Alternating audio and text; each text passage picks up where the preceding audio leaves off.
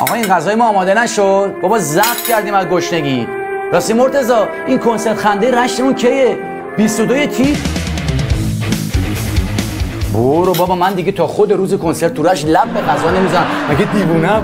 آدم میرزا قاسمی ول میکنه چیزا رو میخوره.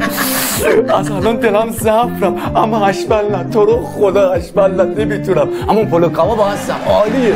وای باقالی قاطاقو که نگم میمیرم براش.